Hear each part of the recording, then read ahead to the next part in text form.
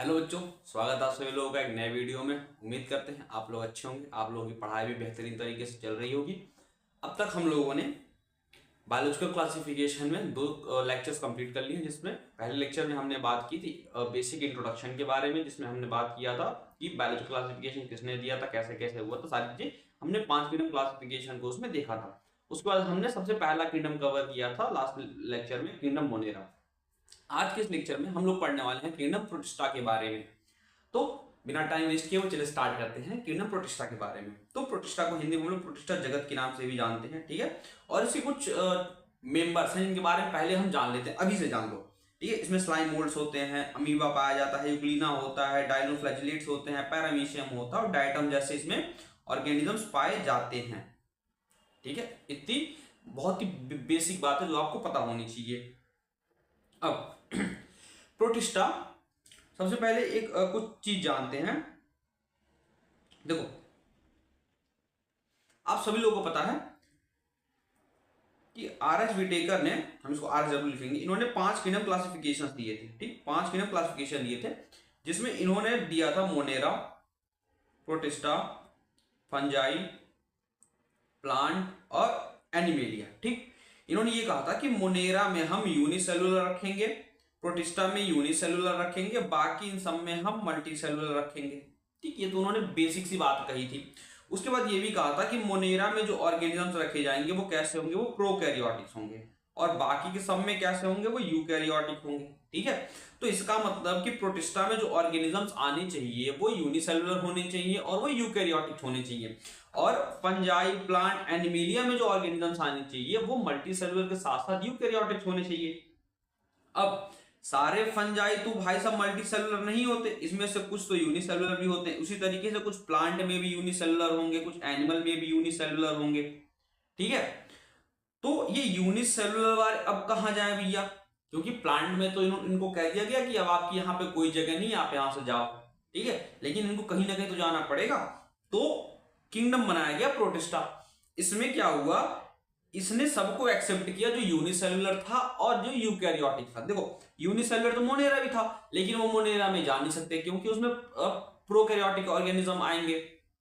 तो प्रोटिस्टा में अब यूनिसेलुलर के साथ साथ यूकैरियोटिक ऑर्गेनिज्म जो भी बच रहे थे, चाहे वो फंजाई से हो, चाहे वो एनिमल से हो, चाहे वो प्लांट से हो, सबको उठा करके किसमें डाल दिया गया, यहाँ पे प्रोटिस्टा में डाल दिया गया, ठीक है। तो ये जो बात की, ये सबसे पहली लाइन है कि प्रोटिस्टा इंक्लूड ऑल यूनिसेलुलर, मतलब जितने भी प्रकार के यूनिसेलुलर हैं, सिंगल सेल्ड यूकैरियोटिक ऑर्गेनिज्म है, वो किसमें शामिल है, प्रोटिस्टा के अंदर आते हैं, प्रोटिस्टा में वो शामिल हैं। प्रोटिस्टा सभी एक कोशिकीय सिंगल सेल यूकैरियोटिक जीवों को शामिल किया जाता है। ये पता चल गया ना कि क्यों शामिल किया गया है, क्योंकि फंजाई, प्लांट, एनिमेलिया, इनमें जो थे मल्टी सेलुलर यूकैरियोटिक ऑर्गेनिज्म आए, मोनेरा में यूनिसेलुलर प्रोकैरियोटिक ऑर्गेनिज्म आए।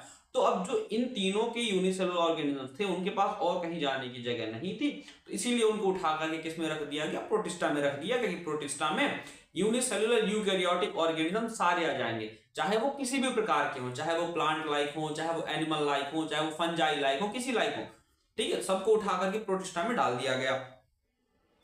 It is a diverse group. Diverse group मैंने क्यों कहा, क्योंकि इसमें सभी प्रकार के ऑर्गेनिजम्स आ गए, इसमें प्लांट लाइक भी हैं, एनिमल लाइक भी हैं, फंजाई लाइक भी हैं, दोनों के बीच के कनेक्टिंग लिंक भी हैं इसमें। And scientist often differ on classifying certain member. भाई जाहिर सी बात है कि वैज्ञानिकों के बीच इस बात को लेकर के मतभेद हमेशा बना रहेगा कि किसको किस में रखा जाए, क्योंकि उसमें से कुछ प्लांट जैसे एक्ट कर रहे हैं, कुछ एनिमल जैसे बिहेव कर रहे हैं, कुछ फंजाई जैसे बिहेव कर रहे हैं। यह एक विविध समूह है और वैज्ञानिक अक्सर कुछ सदस्यों को वर्गीकृत करने में भिन्न होते हैं। कुछ के लिए वो प्लांट जैसा बिहेव कर रहा है, कुछ के लिए वो एनिमल जैसा बिहेव कर रहा है। तो इसमें साइंटिस्ट को हमेशा समस्याएं होती हैं और उनके जो थॉट्स होते हैं उस पर भी वो डिफर करते हैं। What one biologist calls a protist, another might classify as a plant, animal और फंजाई। जो एक बायोलॉजिस्ट उसको प्रोटिस्टा बोल रहा होगा कि ये प्रोटिस्टा का है, तो कोई उसको कह रहा होगा नहीं ये प्रोटिस्टा नहीं है, ये फंजाई है, ये प्लांट है, ये एनिमल ही है। क्यों? क्योंकि उसके जो बेसिक कैरेक्टरिस्टिक्स हैं वो इन्हीं तीन से मिल करके आए हुए हैं, क्योंकि हमने इन्हीं तीनों से उठा करके उनको किसमें डाला है, प्रोटिस्टा में डाला हुआ है। एक वैज्ञानिक जिसे प्रोटिस्ट कहते हैं उसे दूसरा पौधा, जानवर या कवक मान सकता है। ठीक है। अब इस किंगडम में 5 मेजर ग्रुप्स बनते हैं। ठीक है। इस किंगडम में 5 मेजर ग्रुप्स बनते हैं। अब इसको एक नाम और दिया जाता है, जनरली टर्म बोल दिया जाता है, इसको हम लोग रेफ्यूजी कैंप के नाम से भी जानते हैं। ठीक है। रेफ्यूजी कैंप का मतलब ये होता है ना कि जो अपने घर से भगाया जाए और दूसरों के यहाँ पे जाकर के शरण, जिसको शरणार्थी बोलते हैं अपन, तो इसलिए इसको बोला जाता है, इस पूरे किंगडम को बोलते हैं अपन, क्योंकि इसमें अलग अलग जगहों से आकर के ऑर्गेनिजम्स रह रहे हैं। ठीक है। मतलब उनको इसमें क्लासिफाई किया गया, रह नहीं रहे, क्लासिफाई किया गया है। अब इसमें जो 5 मेजर कैटेगरीज या 5 मेजर ग्रुप्स बनाए गए हैं, पहला है क्राइसोफाइटा, जिसके अंदर डायटम्स और गोल्डन एल्गी आते हैं। ठीक है। दूसरा है डायनोफ्लैजिलेट्स, जिसमें मोस्टली मरीन और बायोल्यूमिनेसेंट कुछ में होता है, तो वो आते हैं इसमें। तीसरा है हमारा यूग्लोनॉइड्स, जिसमें बोथ प्लांट और एनिमल लाइक फीचर्स होते हैं। ठीक है। इसके अलावा इसमें चौथा आता है स्लाइम मोल्ड, जिसमें फंगल लाइक कैरेक्टरिस्टिक्स होते हैं और वो डिकेइंग मैटर पर निर्भर करता है या फिर वो जीवित रहता है। और पांचवा आता है हमारा प्रोटोजोआ, जो एनिमल लाइक होता है और मोस्टली हेटेरोट्रॉप्स होता है। देखो, क्राइसोफाइटा और डायनोफ्लैजिलेट्स, ये जो दोनों होते हैं, ये दोनों प्लांट लाइक बिहेवियर रखते हैं। ठीक है। ये प्लांट लाइक रखते हैं कि मतलब ये ऑटोट्रॉपिक होंगे। ठीक है। इनके पास क्लोरोफिल पाया जाएगा, ये फोटोसिंथेसिस वगैरह करेंगे, तो ये प्लांट लाइक हो गए। इसके अलावा यूग्लोनाइड्स जो होता है, इसको अपन कनेक्टिंग लिंक बोलते हैं। ठीक है। इसको अपन क्या बोलते हैं? कनेक्टिंग लिंक बोलते हैं, क्योंकि इसके कैरेक्टरिस्टिक्स कुछ प्लांट से भी मिलते हैं, कुछ एनिमल्स से भी मिलते हैं। उसी तरीके से जो स्लाइम मोल्ड्स होता है वो फंगल लाइक होता है, मतलब ये फंजाई लाइक होता है, इसके जो कैरेक्टरिस्टिक्स होते हैं वो फंजाई से ज्यादा सिमिलर होते हैं।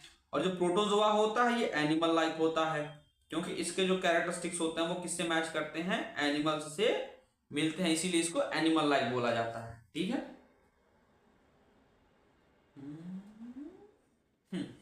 ठीक। अब हम बात करते हैं कुछ और भी चीजें। एक जनरल क्लासिफिकेशन ले लेते हैं कि प्रोटिस्टा कहाँ कहाँ पाया जाता है। ठीक है। तो जो प्रोटिस्टा होते हैं वो मोस्टली कैसे होते हैं? एक्वेटिक होते हैं। ठीक है। अब वो एक्वेटिक दो तीन तरीके हो सकते हैं। ठीक। वो या तो फ्रेश वाटर हो सकते हैं या फिर मरीन वाटर हो सकते हैं। मरीन वाटर मतलब वो समंदर में पाए जाएंगे, फ्रेश वाटर मतलब वो रिवर हो गया, पॉन्ड हो गया, लेक हो गया, वो इसमें पाए जा सकते हैं। So they live in pond, lake, river and seas. ठीक है। तो जनरली जो प्रोटिस्ट होते हैं वो कैसे होते हैं? मरीन कंडीशन में पाए जाते हैं, मरीन होते हैं वो। They form a linking group between plant, animal and fungi in evolution. वह एक ऐसा ग्रुप बनाते हैं, एक ऐसा लिंकिंग ग्रुप बनाते हैं कि इनके बीच में, प्लांट्स में, एनिमल्स में और फंजाई को लेकर के, जिससे हमें एक एवोल्यूशन वाली चीज है ना, उसमें हमें हेल्पफुल होती है। ठीक है। उसमें एक ब्रिज जैसा काम करते हैं, ये लिंकिंग चेन जैसा काम करते हैं कि वे पौधे, जानवरों और कवकों के बीच विकास का एक सेतु का कार्य करते हैं ये। अब बीइंग यूकैरियोट, ठीक है, यूकैरियोट होने की वजह से their cell have a nucleus and a membrane bound organelles. अब इनका जो सेल है, मतलब इनके जो सेल हैं, इसमें एक प्रॉपर क्या बोलते हैं, मेम्ब्रेन बाउंड ऑर्गेनल भी है, और इनके न्यूक्लियस में, न्यूक्लियस चारों तरफ बाउंड्री भी है। ठीक है। मतलब जो इनका जेनेटिक मटेरियल है वो नंगा पुंगा नहीं घूम रहा है, उसके पास कपड़े हैं पहनने के लिए। ठीक है। क्योंकि वो यूकैरियोटिक्स में आ गए। अब कुछ और फीचर जान लीजिए कि सम हैव सीलिया और फ्लैजिला फॉर मूवमेंट। किसी किसी के पास सीलिया होता है या फ्लैजिला होता है किसी के लिए गति करने के लिए। अच्छा, यूपी बोर्ड वाले छूट गए क्या? देखो, प्रोटिस्टा प्राय जलीय होते हैं, ये तालाबों, झीलों, नदियों और समंदरों में रहते हैं। वे पौधे, जानवर और कवरों के बीच विकास का एक सेतु का कार्य करते हैं। यूकैरियोटिक होने के कारण इनकी कोशिकाओं में नाभिक और झिल्ली से घिरे अंगक होते हैं। कुछ में गति के लिए सीलिया या फ्लैजिला पाया जाता है। रिप्रोडक्शन जो इनमें होता है वो सेक्सुअल हो सकता है, मतलब वो सिंपली सेल डिवीजन कर सकते हैं, या फिर वो सेक्सुअल भी हो सकता है, मतलब इसमें सेल का फ्यूजन और जाइगोट जैसे फॉर्मेशन हो सकते हैं। ठीक है। प्रजनन अलैंगिक, मतलब सरल कोशिका विभाजन या लैंगिक कोशिका संलयन और युग्म निर्माण हो सकता है। Some protist show alteration of generation like in plant, और कुछ प्रोटिस्टा अल्टरेशन ऑफ जनरेशन भी शो कर सकते हैं, जैसे कि प्लांट्स में होता है। मतलब प्लांट्स में कभी कभी वो गैमेटोफाइट से स्पोरोफाइट हो जाता है, स्पोरोफाइट से गैमेटोफाइट हो जाते हैं। तो वो चीज कुछ प्रोटिस्टा भी शो करते हैं, कुछ प्रोटिस्ट पौधों की तरह पीढ़ियों का परिवर्तन दिखाते हैं। तो अब हम थोड़ा सा अल्टरनेशन ऑफ जनरेशन के बारे में समझ लेते हैं कि ये होता क्या है, क्योंकि हमें प्लांट्स में पढ़ना है तो उससे बेटर है कि थोड़ा सा भी हम जान लेते हैं कि प्रोटिस्टा में किस तरीके से ये होता है और ये होता क्या है। प्रोटिस्टा में पीढ़ियों का परिवर्तन, जिसको हम अल्टरनेशन ऑफ जनरेशन भी बोलते हैं। It is a life cycle where an organism alternates between two form. यह उस प्रकार का जीवन चक्र है जिसमें जीव दो रूपों के बीच में परिवर्तित होता है या फिर चेंज होता है। पहला है एक हैप्लॉइड फॉर्म और दूसरा एक डिप्लॉइड फॉर्म, मतलब एक एन फॉर्म में और दूसरा 2n फॉर्म में होता है, जिसमें क्रोमोसोम के नंबर एक फुल रहता है और एक हाफ हो जाता है। तो जिसमें एक हैप्लॉइड n होता है और डिप्लॉइड 2n होता है। The haploid form produces gamete. जो हैप्लॉइड फॉर्म होता है वो क्या बनाता है, वो गैमेट प्रोड्यूस करता है, और जबकि जो डिप्लॉइड वाला होता है वो क्या बनाता है, हमेशा स्पोर बनाता है। याद रख लो, जो n होगा वो हमेशा गैमेट बनाएगा, ठीक है, और जो 2n होगा वो हमेशा स्पोर बनाएगा। इस बात को गांठ बांध के रख लो अपने पास, ठीक है, कि जो हमेशा हैप्लॉइड होगा वो हमेशा गैमेट बनाएगा और जो डिप्लॉइड होगा वो हमेशा क्या बनाएगा, स्पोर बनाएगा, ठीक है। हैप्लॉइड रूप युग्म गैमेटिक बनाता है और डिप्लॉइड रूप बीजाणु या फिर स्पोर्स बनाता है। बात समझ में आ गई। Alternation of generation is not seen in all protist. सभी प्रोटिस्टा में हमें अल्टरनेशन ऑफ जनरेशन देखने को नहीं मिलता है, but is found in some algae like protist. लेकिन हमें कुछ एल्गी लाइक प्रोटिस्ट में देखने को मिलता है, मतलब जो प्लांट जैसे बिहेव कर रहे हैं, जैसे कि क्राइसोफाइटा लाइक डायटम्स। डायटम्स में ये चीज हमें देखने को मिलती है क्योंकि वो क्राइसोफाइटा का मेंबर है और वो एक प्लांट लाइक मेंबर है, ठीक है, इसीलिए हमें इसमें अल्टरेशन ऑफ जनरेशन देखने को मिलता है। सभी प्रोटिस्टा में यह नहीं पाया जाता, लेकिन कुछ शैवाल जैसे प्रोटिस्टा जैसे कि डायटम्स में यह देखा जा सकता है। तो बेसिकली होता क्या है अल्टरनेशन ऑफ जनरेशन में, कि सपोज करो कि हम एक स्पोर से स्टार्ट कर रहे हैं, हमारे पास एक स्पोर है, स्पोर में माइटोसिस होती है और वो है एक गैमेटोफाइट बनाता है। अब ये जो गैमेटोफाइट है ये फिर से क्या करेगा, गैमेट्स बनाएगा। गैमेटोफाइट का काम होता है गैमेट्स बनाना और स्पोरोफाइट का काम होता है स्पोर्स बनाना, ठीक। तो गैमेटोफाइट गैमेट बनाता है और ये गैमेट आपस में फ्यूज करके क्या बनाते हैं, जाइगोट बनाते हैं। अब जब जाइगोट हो गया तो जाइगोट में कौन सा डिवीजन होता है, माइटोसिस होता है, और ये जाइगोट क्या बनाता है, एक स्पोरोफाइट बनाता है ग्रो करके, ठीक है। अब जब स्पोरोफाइट हुआ, देखो जब माइटोसिस होता है तो यहां पे एन से ये क्या स्ट्रक्चर बन जाता है, 2n बन जाता है, ठीक। माइटोसिस हुआ, ये सेम चीज यहां पे कंटिन्यू हुई, ठीक। लेकिन जैसे ही मियोसिस हुआ, मियोसिस को अपन रिडक्शनल डिवीजन बोलते हैं, जिसमें 2n जो होता है वो n में कन्वर्ट हो जाता है।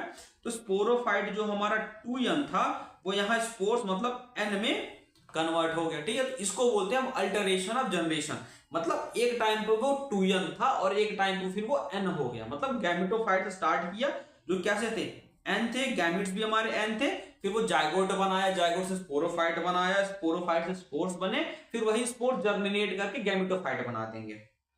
ये होता है अल्टरेशन ऑफ जनरेशन, जो कि हमें किसमें देखने को मिलता है, प्रोटिस्टा के एक क्राइसोफाइटा के मेंबर में मिलता है जिसका नाम है डायटम्स, ठीक है। देखो जो गैमेटोफाइट होता है एन, वो प्रोड्यूस गैमेट करता है कौन से डिवीजन के थ्रू, माइटोसिस के थ्रू, याद रखो, ठीक है। और जो स्पोरोफाइट जो कि 2n होता है वो स्पोर्स बनाता है कौन से डिवीजन के थ्रू, मियोसिस के थ्रू। देखो n से जब भी माइटोसिस होगी तो n से ये 2n बनाएगा, और जब भी मियोसिस होगी तो ये 2n से n बनाएगा, ठीक है। गैमेटोफाइट माइटोसिस द्वारा युग्म बनाता है और स्पोरोफाइट मियोटिक विभाजन से क्या बनाता है, बीजाणु बनाता है। अब जो दो गैमेट्स होते हैं वो फ्यूज करते हैं, n+n फ्यूज करके क्या बनाता है, जाइगोट बनाता है, जो कि 2n स्ट्रक्चर होता है हमारा। एक दो युग्म n+n के संलयन से जाइगोट बनता है। यही जाइगोट स्पोरोफाइट में ग्रो कर जाता है, फिर वो मियोसिस के अंदर जाता है और स्पोर्स बनाता है, जो कि कैसा होता है, n होता है। जाइगोट बढ़कर स्पोरोफाइट 2n बनाता है, फिर मियोसिस से बीजाणु बनाता है। यही जो स्पोर्स होते हैं वो ग्रो कर जाते हैं नए गैमेटोफाइट में, जो कि एक एन स्ट्रक्चर होता है। बीजाणु फिर से नए गैमेटोफाइट में विकसित हो जाते हैं या फिर कन्वर्ट हो जाते हैं, बन जाते हैं। एंड दिस हेल्प, देखो अब ये जरूरी क्यों है अल्टरेशन ऑफ जनरेशन, क्योंकि यह वेरिएशन और सर्वाइवल ऑफ स्पीसीज में हेल्प करता है। जब भी कभी हमें इन्वायरमेंट में चेंज देखने को मिलता है, जब भी चेंज इन इन्वायरमेंट होगा तो ये अल्टरेशन ऑफ जनरेशन करते हैं। जब भी फेवरेबल कंडीशन आए या फिर अनफेवरेबल कंडीशन आएगा, ये चेंज होते रहते हैं। यह प्रजातियों में विविधता परिवर्तित पर्यावरण में जीवित रहने में सहायक होता है। It combines sexual and asexual phases for better adaptability. यह सेक्सुअल और एसेक्सुअल दोनों फेज को कंबाइन करके बेटर अडेप्टेबिलिटी के लिए ये कंबाइन करते हैं। यह यौन और अलैंगिक दोनों चरणों को मिलाकर अनुकूलन क्षमता को बढ़ाता है। अब यहां से हम स्टार्ट करते हैं प्रोटिस्टा के जो मेंबर्स हैं उनके बारे में। तो सबके बारे में हम 5-5 पॉइंट्स देखेंगे, ठीक है। तो सबसे पहला पॉइंट है वो है हमारा हैबिटेट। तो हम क्राइसोफाइटा की बात कर रहे हैं। देखो, फाइटा का मतलब ही होता है प्लांट लाइक, ठीक है। जहां भी हमें फाइट्स मिलेंगे उसका मतलब ही होता है वो कैसा है, प्लांट लाइक स्ट्रक्चर है, ठीक है। मतलब प्लांट लाइक, उसका जो भी प्रॉपर्टी होगी वो प्लांट लाइक होगी। तो क्राइसोफाइटा का मतलब होता है वो प्लांट लाइक है। अब इसका हैबिटेट जान लेते हैं। ये मेनली फ्रेश वाटर में पाया जाता है और मरीन इन्वायरमेंट में पाया जाता है, ठीक है। मरीन इन्वायरमेंट मतलब जैसे सी हो गया, ओशन हो गया, ये इनमें पाया जाएगा, ठीक। और फ्रेश वाटर जैसे पॉन्ड्स हो गए, ठीक है, लेक्स हो गए, ये इनमें पाए जाएंगे, ठीक है। मीठे पानी और समुद्री पर्यावरण में ये पाए जाते हैं, ठीक है। ये क्राइसोफाइटा एग्जांपल है, ये है हमारा गोल्डन एल्गी, ठीक है। ये गोल्डन एल्गी एग्जांपल है।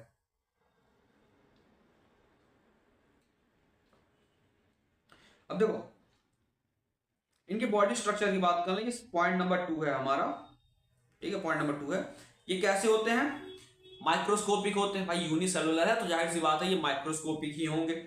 और ये यूनिसेलुलर ऑर्गेनिज्म होते हैं, मतलब सूक्ष्म होते हैं और एक कोशिकीय होते हैं। और ये सबको पता होगा ये कैसे होते हैं, यूकैरियोटिक होते हैं, ठीक है। ये यूकैरियोटिक होता है, सबको पता है कि इसमें जितने भी मेंबर आएंगे वो यूकैरियोटिक ही आएंगे। अब इसमें दो आते हैं, इनके दो मेंबर्स हैं। पहला है डायटम्स और दूसरा है गोल्डन एल्गी, जिसको हम डेस्मिड्स के नाम से भी जानते हैं, ठीक। एक क्या है, डायटम है, दूसरा गोल्डन एल्गी है। देखो गोल्डन एल्गी जो होता है वो बेसिकली गोल्ड कलर का होता है, इसलिए इसका नाम पड़ गया कि गोल्डन एल्गी है। डायटम्स जो होते हैं वो सिल्वर कलर के दिखते हैं हमें, ठीक है, क्योंकि इनके पास सिलिका जैसा ही क्लियर होता है, इसकी वजह से ये सिल्वर लाइक स्ट्रक्चर इनका होता है। इसीलिए इनको पुराने एनसीईआरटी बुक में इनको ज्वेल्स बोला जाता था, ठीक है। इनको बोला जाता था ज्वेल्स ऑफ प्लांट किंगडम, लेकिन अब प्लांट में रहे नहीं तो इनको ज्वेल्स ऑफ प्रोटिस्टा बोल दिया जाता है, ठीक है। कि मतलब ये जैसे हीरे जवाहरात चमकते हैं ना, तो इनको ज्वेल्स, इनको आभूषण बोला गया है प्रोटिस्टा किंगडम का। अब जो डायटम्स होते हैं उनमें दो ओवरलैपिंग सिलिका सेल वॉल होती है that fit like a soap box, ठीक है। देखो ये डायटम्स का स्ट्रक्चर है, तो इनकी जो सेल वॉल होती है, देखो ये नहीं कह रहा है कि डायटम में दो एटम होते हैं, नहीं, डायटम में दो सेल वॉल की लेयर होती है। और जो सेल वॉल की लेयर होती है वो इस तरीके से अटैच होती है जैसे सोप बॉक्स होता है, साबुन का डिब्बा देखा ना, तो एक दूसरे को वो फिट हो जाते हैं। तो वैसा ही स्ट्रक्चर देखने को मिलता है। देखो ये सोप बॉक्स जैसा स्ट्रक्चर हमें देखने को मिलता है और उसमें सिलिका की डिपोजिशन हो जाती है, जिसकी वजह से ये काफी हार्ड लाइक स्ट्रक्चर हो जाता है, काफी हार्ड स्ट्रक्चर हो जाता है, जिसकी वजह से ये इंडेस्ट्रक्टिबल हो जाता है। IND स्पेलिंग देख लेना है आपको, ठीक है। मतलब इसको क्या बोलते हैं अपन, ये खत्म नहीं होता है, ठीक है। ये इंडिस्ट्रक्टिबल हो जाता है ये, ठीक है। डायटम्स में दो ओवरलैपिंग सिलिका की कोशिका भित्तियां होती हैं जो साबुन की डिब्बी जैसी फिट हो जाती हैं। अब तीसरा जो पॉइंट है वो है हमारा पिगमेंटेशन। अब देखो पिगमेंटेशन तो होगा ही होगा, साथ ही साथ इसमें क्लोरोफिल भी पाया जाता है। तो पिगमेंटेशन इसका गोल्डन ब्राउन पिगमेंट होता है अलोंग विद क्लोरोफिल, ठीक। अब क्लोरोफिल है, इसका मतलब कि इसमें फोटोसिंथेसिस भी होगी, और फोटोसिंथेसिस का मतलब ये अपना खाना भी बनाएंगे, इसीलिए इनको क्या बोला जाता है, फोटोसिंथेसिस होने की वजह से इनको चीफ प्रोड्यूसर बोला जाता है, चीफ प्रोड्यूसर बोला जाता है इनको ऑफ ओशन, ठीक है। ठीक है, इसमें स्वर्ण भूरे वर्णिक तथा क्लोरोफिल पाया जाता है। चौथा है हमारा न्यूट्रिशन, जो कि मोस्टली फोटोसिंथेटिक ऑटोट्रॉफ्स होते हैं, ये अपना खाना खुद बनाते हैं। अधिकतर प्रकाश संश्लेषी स्वपोषी होते हैं, स्वयं भोजन बनाते हैं अपने। ये कौन सा पॉइंट था हमारा, चौथा पॉइंट था। पांचवा पॉइंट है हमारा स्पेशल फीचर्स के बारे में। इनकी जो सेल वॉल होती है वो सिलिका रिच होती है और इंडेस्ट्रक्टिबल होती है। स्पेलिंग ये रही INDUSTRUCTIVA। ठीक है। इनकी कोशिका जो भित्तियां होती हैं वो सिलिका युक्त होती हैं और अविनाशी होती हैं। करीब 1 बिलियन ईयर्स से, करीब अरबों सालों से जो डायटम्स हैं वो डायस्मीशियस अर्थ बना रहे हैं, जिसको हम सेडिमेंट डिपोजिट बोलते हैं। होता क्या है, जो डायटम्स होते हैं वो समय समय मरते रहते हैं, खत्म होते रहते हैं, लेकिन जो उनकी सिलिका वाली सेल वॉल है वो खत्म नहीं होती, क्योंकि वो इंडेस्ट्रक्टिबल है। तो वो लेयर जो होती है समंदर के नीचे वो जमती चली जाती है, जिसकी वजह से एक लेयर का फॉर्मेशन होता है, जिसको हम बोलते हैं डायटमीशियस अर्थ, या फिर इसी को हम सेडिमेंट डिपोजिशन भी बोल देते हैं। और ये काफी टाइम से चलता आ रहा है। और यही जो डायटमीशियस अर्थ है, जो डायटमीशियस पृथ्वी, इसको अपन तलछट बोलते हैं, इसका इस्तेमाल किया जाता है पॉलिशिंग के लिए, ऑयल एंड सिरप के फिल्ट्रेशन के लिए, क्योंकि इसका जो स्ट्रक्चर होता है वो काफी ग्रिटी होता है, खुरदरा स्ट्रक्चर होता है। इसीलिए यह मिट्टी अपनी खुरदरी प्रकृति के कारण पॉलिश करने, तेल और सिरप छानने में उपयोग की जाती है। और डायटम्स को प्राइमरी प्रोड्यूसर ऑफ ओशन भी कहा जाता है, क्योंकि इनमें क्लोरोफिल पाया जाता है, काफी ज्यादा अमाउंट में होते हैं, तो इसीलिए ये जो मैक्सिमम अमाउंट ऑफ फूड होता है ओशन का वो यही बनाते हैं। ठीक है। अब इसमें एक चीज और जान लेते हैं रिप्रोडक्शन से पहले। हमने बात की थी कि मोस्टली मरीन कंडीशन में पाया जाता है, तो मरीन कंडीशन में होने की वजह से देखो ये फ्रेश वाटर में पाए जा रहे हैं। ठीक है। तो फ्रेश वाटर में का मतलब हो गया ये पैसिव फ्लोटर होते हैं,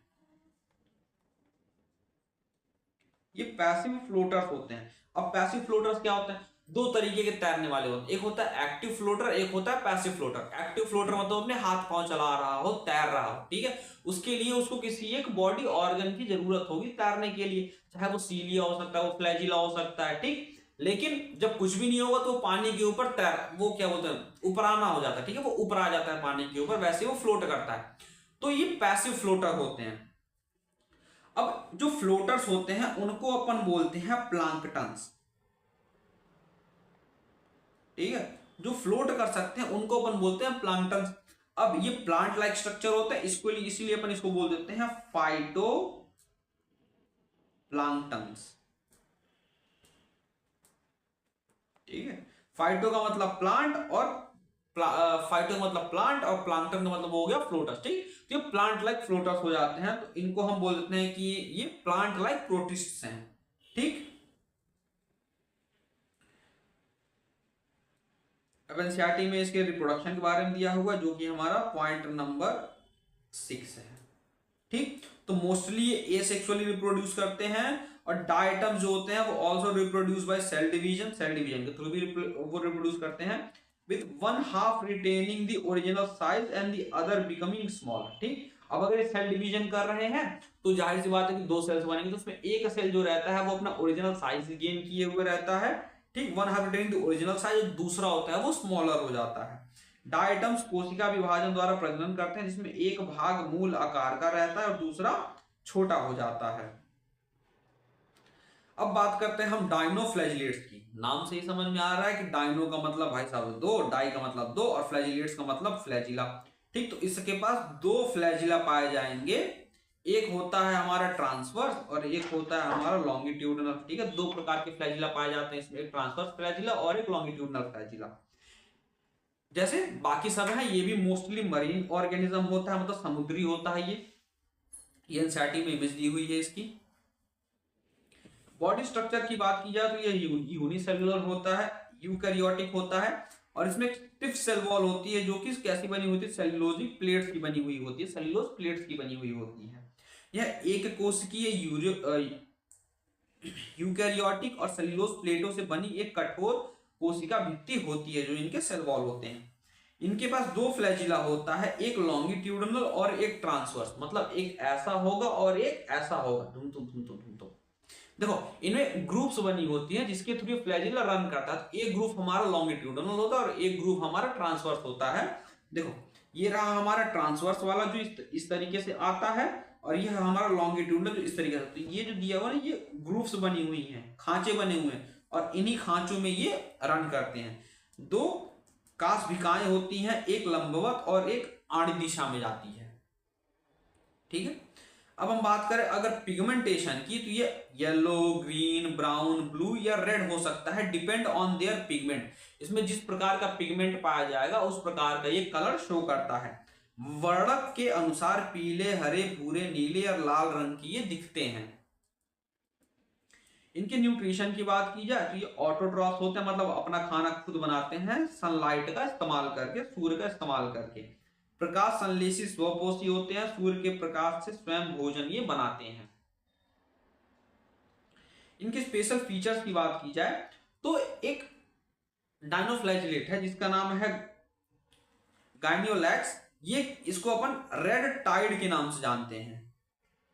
ठीक है, रेड टाइड के नाम से जानते हैं, इसको अपन लाल ज्वार भाटा बोलते हैं। ऐसा क्यों?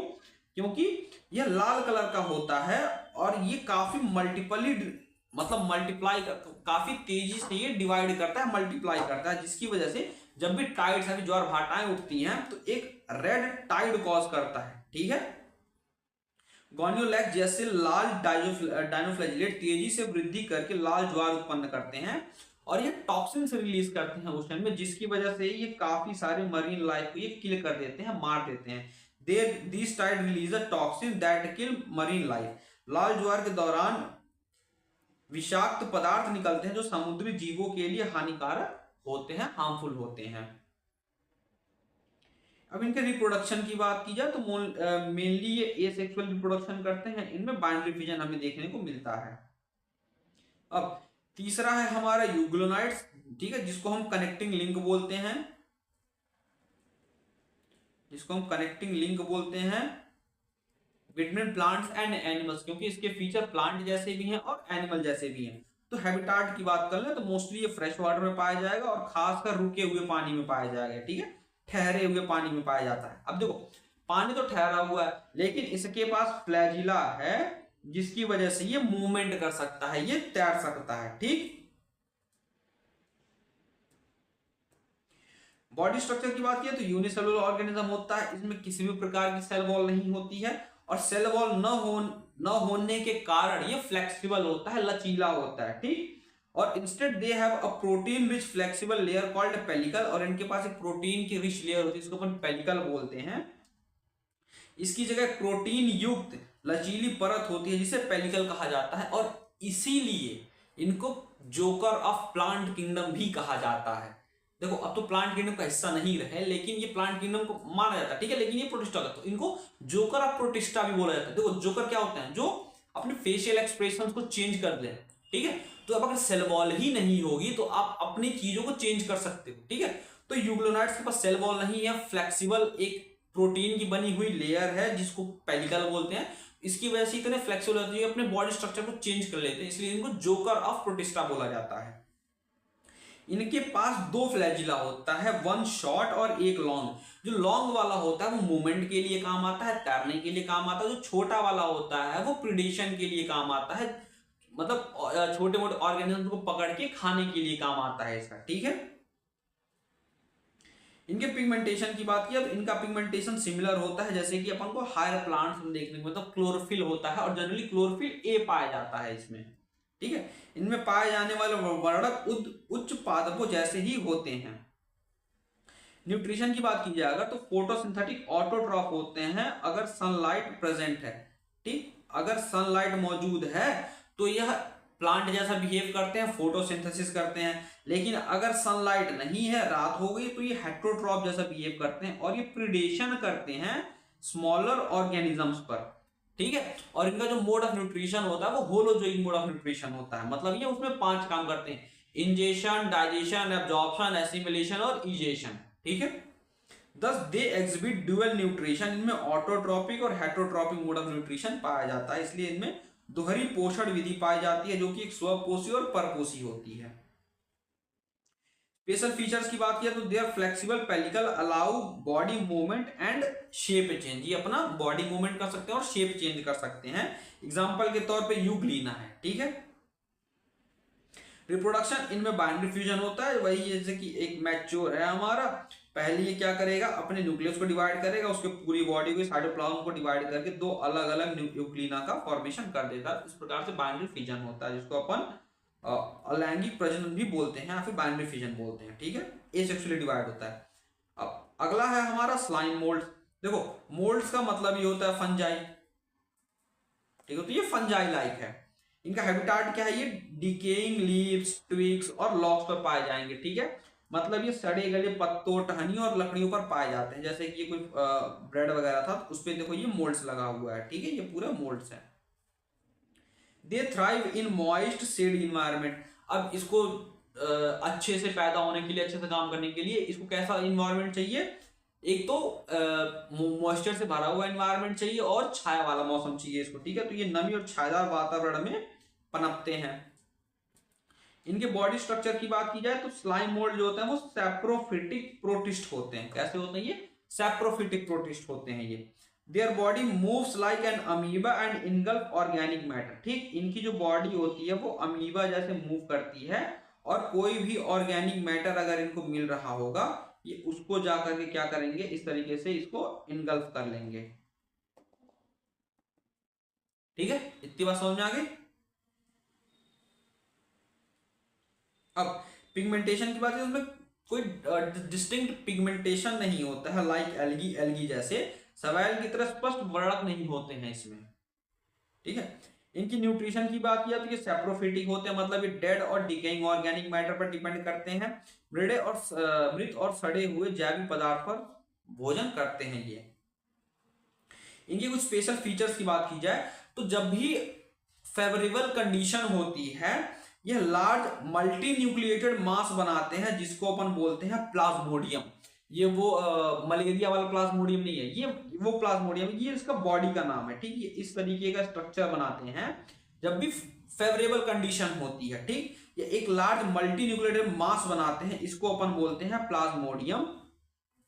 और यही प्लाज्मोडियम काफी सेवरल फीट तक फैला हुआ हो सकता है, जैसे मैंने पीछे दिखाया ना ये इमेज में, ये तो ये उसकी प्लाज्मोडियम वाली ही बॉडी है। ठीक है,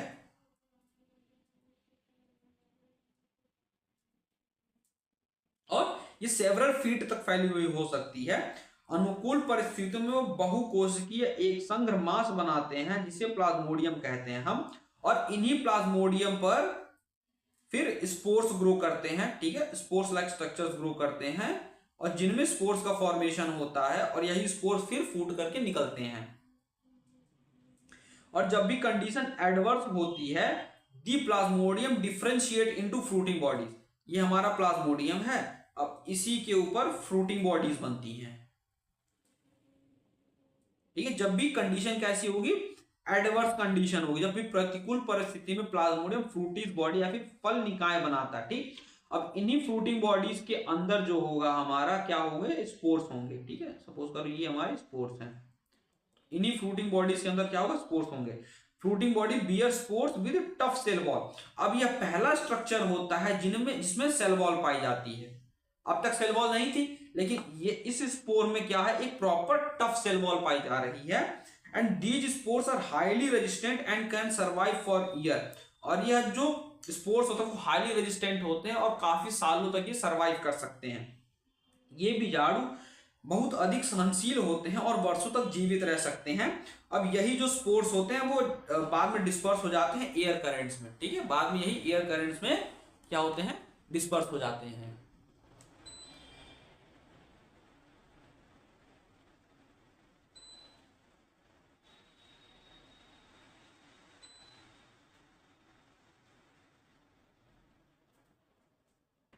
ठीक है, अब इनके रिप्रोडक्शन की बात करें तो रिप्रोडक्शन जैसे मैंने पीछे बताया ना कि ये एसेक्सुअली रिप्रोड्यूस करते हैं थ्रू स्पोर फॉर्मेशन। तो पूरा वही देखो, सबसे पहली है एक प्लाज्मोडियम बनाएंगे। ठीक है, उस प्लाज्मोडियम पर ये फिर प्लाज्मोडियम कैसा होगा, मैच्योर होगा, तो मैच्योर होकर के ये ऐसा दिखने लगेगा। ठीक, फिर उसके बाद उस पर यंग स्पोरेंजियम का फॉर्मेशन होगा, फिर इसको फ्रूटिंग बॉडीज बोलते हैं, इस तरीके की दिखती है। तो उन्हीं फ्रूटिंग बॉडीज में स्पोर्स का फॉर्मेशन होगा जो कि उससे अटैच रहेगा विद स्टाक। फिर इनमें मियोसिस होगा, जो स्पोर्स होंगे वो रिलीज कर दिए जाएंगे इन्वायरमेंट में। ठीक, अब यही जो स्पोर वापस से फिर क्या करेंगे, जमीन पर गिरेंगे तो ये जर्मिनेट करेंगे, जिसमें से एक फ्लैजिलेटेड सेल बनाएगा, एक अमीबॉइड सेल बनाएगा, दोनों आकर के फर्टिलाइज करेंगे, वापस एक जाइगोट बनाएंगे, फिर से यही साइकिल चलती रहती है। ठीक है, जब भी फेवरेबल कंडीशन आएगा ये प्लाज्मोडियम बनाएगा, और जब भी अनफेवरेबल कंडीशन आएगा ये फ्रूटिंग बॉडीज बना करके स्पोर्स बनाएगा। ठीक, अब बात करते हैं प्रोटोजोअन्स की। जोआ का मतलब ही होता है एनिमल, इसीलिए इनको हम बोलते हैं ये एनिमल लाइक हैं। इनका हैबिटाट क्या है कि ये protozoas are found in fresh water, marine water and moist soil और inside living organism as a parasite. ठीक, ये कहाँ कहाँ पाए जा सकते हैं? फ्रेश वाटर में पाए जा सकते हैं, मरीन वाटर में पाए जा सकते हैं, मॉइस्ट सॉइल में पाए जा सकते हैं, और लिविंग ऑर्गेनिज्म के अंदर भी पाए जा सकते हैं एज अ पैरासाइट। प्रोटोजोन मीठे पानी, समुद्री जल, नम मिट्टी या जीवों के भीतर परजीवी के रूप में पाए जाते हैं। इनकी बॉडी स्ट्रक्चर की बात की जाए तो यूनिसेलुलर यूकैरियोटिक होते हैं और इनमें वेल डिफाइंड न्यूक्लियस पाया जाता है। ये एक कोशिकीय यूरोकैरियोट होते हैं जिनमें सुस्पष्ट केंद्रक होता है। इनमें कोई सेल वॉल नहीं होता, लेकिन जो कुछ मरीन फॉर्म्स होते हैं उनमें सिलिका की शेल पाई जाती है। इनमें कोशिका भित्ति नहीं होती है, लेकिन कुछ समुद्री रूपों में सिलिका कवच पाया जाता है, कवच होता है। इनके न्यूट्रिशन की बात किया तो ये हेटेरोट्रॉप्स होते हैं, मतलब ये दूसरे ऑर्गेनिज्म पर डिपेंड होते हैं। मतलब ये कैसे होते हैं? परपोषी होते हैं, जो अन्य जीवों पर निर्भर करते हैं। ये प्रेडेटर हो सकते हैं या फिर ये पैरासिटिक हो सकते हैं। ठीक है, ये शिकारी या परजीवी हो सकते हैं। अब इनमें कई टाइप्स के इनके ग्रुप दिए हुए हैं, इनके टाइप्स दिए हुए हैं, तो इनको मेनली 4 मेजर ग्रुप्स में बांटा गया हुआ है। ठीक है, तो जो सबसे पहला ग्रुप है वो है अमीबॉइड प्रोटोजोआ। तो नाम समझ में आता है ये प्रोटोजोआ अमीबा जैसा होगा। ठीक है, these are found in fresh water, marine water and moist soil. यह मीठे पानी, समुद्री जल, नम मिट्टी में पाए जाते हैं। यह मूव करते हैं और खाने को कैप्चर करते हैं यूजिंग सूडोपोडिया, जिसको अपन फॉल्स फीट बोलते हैं। एग्जांपल अमीबा, जैसे अमीबा में हमें सूडोपोडिया देखने को मिलता है ना, इसको फॉल्स फीट बोलते हैं, जिसको वो आगे बढ़ा करके खाने को कैप्चर करते हैं, तो इसीलिए इनको फॉल्स फीट बोला जाता है। ठीक है, अब देखो इनके पास सेल वॉल नहीं है, तो इसकी वजह से ये फ्लेक्सिबल है। ठीक, और इनमें और क्या क्या पाया जाता है? ठीक, जैसे देखो इनमें वाटर वैक्यूल्स होते हैं, कॉन्ट्रेक्टाइल वैक्यूल्स होते हैं, फूड वैक्यूल्स पाए जाते हैं। ठीक, या मरीन फॉर्म में सिलिका सेल हो सकती है, लेकिन नॉर्मल में कोई भी सेल वॉल नहीं पाई जाएगी। कुछ जो होते हैं वो क्या होते हैं? पैरासिटिक होते हैं, जैसे कि एंटमीबा हिस्ट, पूरा नाम है एंटमीबा हिस्टोलिटिका। हिस्टो का मतलब होता है टिश्यू, और लिटिका का मतलब लिसिस, मतलब ये सेल को तोड़ने का काम करते हैं, टिश्यू को तोड़ने का काम करते हैं। ठीक है, तो एक पैरासाइटिस का नाम है एंटमीबा हिस्टोलिटिका, और यह एक डिजीज कॉज करते हैं जिसको हम बोलते हैं डिसेंट्री। ठीक, जिसमें क्या होता है? स्टूल में ब्लड और म्यूकस आने लगता है, तो ये इसकी वजह से ही होता है। दूसरा है हमारा फ्लैजिलेटेड प्रोटोजोआ, मतलब उसमें फ्लैजिला पाया जाएगा। यह फ्री लिविंग और पैरासिटिक दोनों हो सकते हैं। इनमें फ्लैजिला होता है मूवमेंट के लिए, गति के लिए फ्लैजिला होता है, ये दिख रहा है हमें। ठीक, कुछ पैरासिटिक हो सकते हैं, जैसे कि ट्रिपैनोसोमा, जो कि स्लीपिंग सिकनेस कॉज करता है, और जनरली ये साउथ मतलब अफ्रीकन में ज्यादातर देखने को मिलता है हमें। ठीक है, कुछ परजीवी बीमारियां फैलाते हैं, जैसे ट्रिपैनोसोमा, जो कि स्लीपिंग सिकनेस कॉज करता है, और यही है वो स्लीपिंग सिकनेस का जो प्रोटोजोआ है, जिसको अपन ट्रिपैनोसोमा बोल रहे हैं। ठीक है, बस स्ट्रक्चर देख लो, कुछ वो मतलब खास नहीं है इसमें। ठीक है, अब हम बात करते हैं सीलिएटेड प्रोटोजोआ की, तो मतलब इसके पास सीलिया मौजूद होगा। ये एक्वेटिक होगा, एक्टिवली मूव करता है with the help of thousands of सीलिया। देखो ये छोटे छोटे बाल दिख रहे हैं इसके, ये सीलिया है जिसकी वजह से ये मूव करता है। इसके पास गलेट होता है, जिसको अपन थ्रोट लाइक स्ट्रक्चर बोलते हैं। गलेट कहाँ गया? देखो ये जो ओवल ग्रूव है ना, इसी को अपन गलेट बोलते हैं। और इसके थ्रू क्या होता है? ये पानी का मूवमेंट कराता है, जिसको स्विमिंग में भी हेल्प करती है। ठीक, और जिससे खाने को भी ये अंदर लेता है, टू इंजेस्ट फूड। ठीक, भोजन ग्रहण करने के लिए इसकी एक गुलेट गला जैसी संरचना होती है। ठीक, cilia help steer food in food laden water into the gullet.